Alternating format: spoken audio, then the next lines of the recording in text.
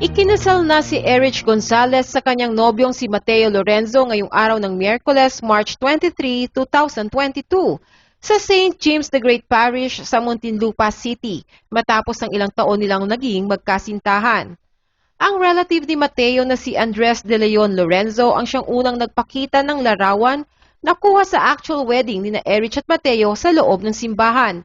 Isa itong black and white picture na kinunan habang nakaupo sa harap ng altar ang ikinakasal.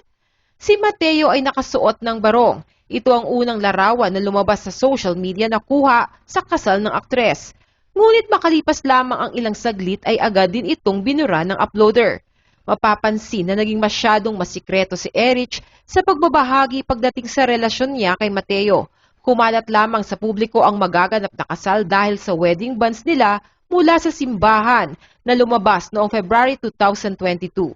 Ang wedding bands ay isang public announcement ng simbahan tungkol sa nalalapit na kasal ng magkasintahan. Makikita sa wedding bands ang petsa ng kasal ni na Erich at Mateo at ito nga ay natupad ngayong araw. Nagsimula ang mga espekulasyon tungkol sa relationship status ni Erich noong 2018 nang ilarawan niya ang status ng kanyang relasyon bilang single but not available. Kalaunan ay kinumpirma ng aktres na mayroon siyang non-showbiz suitor at magkasama silang pumunta sa Japan. Hindi pinangalanan ni Erich ang lalaki pero ibinunyag niya na kapatid ito ng boyfriend ni Claudia Barreto na si Basti Lorenzo.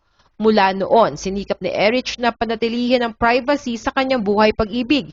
Hindi siya nagpo-post ng anumang bagay sa social media na maaaring magmungkahi na siya ay nakikipag-date.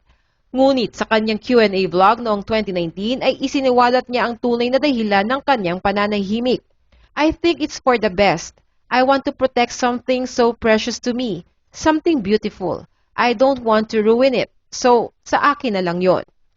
Marami naman ang humanga dahil nagawa ni Erich na panatilihing low-key ang love life niya with Mateo. Hindi naman daw kasi biro ang pamilyang kinabibilangan ni Mateo at sinasabing mga very private person ang mga ito.